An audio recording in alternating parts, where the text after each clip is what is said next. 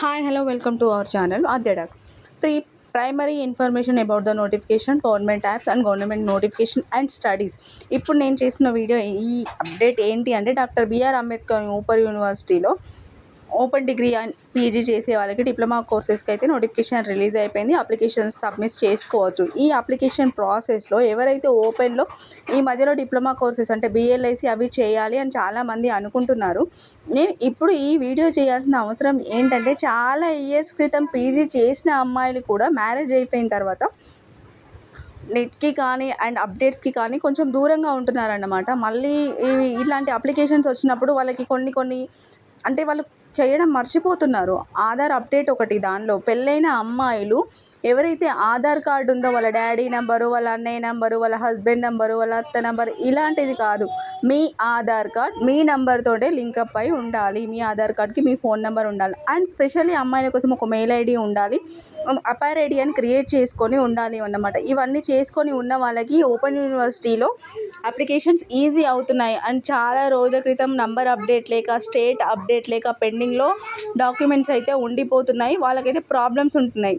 మీరు అనుకుంటున్నారు కావచ్చు మీ సేవకి వెళ్ళి డబ్బులు ఇస్తే వాళ్ళే చేస్తారు కదా అని. మీరు మీ డబ్బులు ఇచ్చి చేసుకోవచ్చు, కానీ దాని గురించి కొంచెం నాలెడ్జ్ అయితే ఉండాలి అన్నమాట. అపైర్ ఐడి క్రియేట్ చేసుకోవాలి. అండ్ సర్టిఫికేట్స్ కోసము ఎవ్రీ డిగ్రీ స్టూడెంట్స్కి ఒక డిజిలాకర్ అనే యాప్ ద్వారా దాన్ని క్రియేట్ చేసుకోవడం ఇప్పుడున్న జనరేషన్ వాళ్ళకైతే కోర్స్లో జాయిన్ అవ్వగానే అది కంపల్సరీ మస్ట్ అండ్ షుడ్ అని చేస్తున్నారు. కానీ years back degree PG complete చేసి ఇప్పుడు ఓపెన్లో పీజీ చేయాలనుకునే అమ్మాయిలు కానీ అబ్బాయిలు కానీ ఈ అప్డేట్ అయితే జరగడం లేదనమాట. అంటే ట్రెండింగ్లో ఉన్న యాప్స్ కానీ సర్టిఫికేషన్ వెరిఫికేషన్స్ కానీ కావాల్సిన ప్రాసెస్, ఏం అప్డేట్ చేసుకోవాలి, ఏం ఉండాలి అనే నాలెడ్జ్ మాత్రం అమ్మాయిల్లో తగ్గిపోతుంది.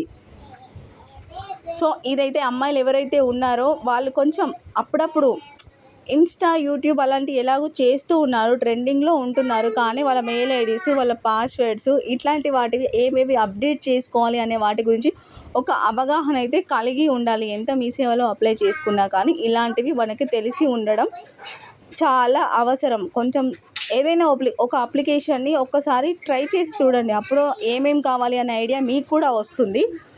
సో ఇక్కడ వచ్చేసి దానికి Aadhaar card, SSC memo and intermediate memos అయితే కంపల్సరీ ఉండాలి. ఎవరైతే డిగ్రీలో చేయాలి అనుకుంటున్న వాళ్ళకు డిగ్రీ ప్రొవిజనల్ కూడా ఉండాలి అన్నమాట. అంటే బిఎల్ఐసి చేయాలి అనుకున్న వాళ్ళకు 4 years డిగ్రీ కంప్లీట్ అయి ఉండాలి.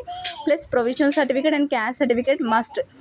Passport size photos, signatures, mail ID అయితే కంపల్సరీ వెరిఫికేషన్ చేస్తారు.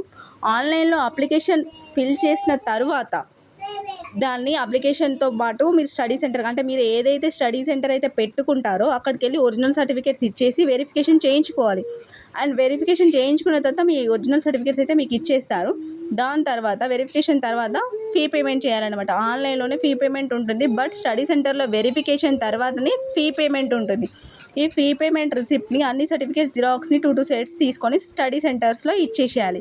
సో అమ్మాయిలు అబ్బాయిలు ఇప్పటికైనా అప్డేట్ అవ్వండి. ఓపెన్లో అప్లై చేసుకోవాలి అంటే any degrees, PG, intermediate complete అయిన వాళ్ళు కూడా APAAR ID, DigiLocker and Aadhaar update, caste certificate ఇలాంటివి చాలా ఇంపార్టెంట్. అండ్ మోర్ ఓవర్ మీ ఆధార్లో స్టేట్ ఆంధ్రప్రదేశ్ అని, తెలంగాణ డిస్టిక్ కాకుండా అని, అండ్ మోర్ ఓవర్ మీకు మీ నెంబర్తో అప్డేట్ కాకపోవడము, మీ మెయిల్ ఐడితో సింక్ కాకపోవడం ఇలాంటివి ఉంటాయి.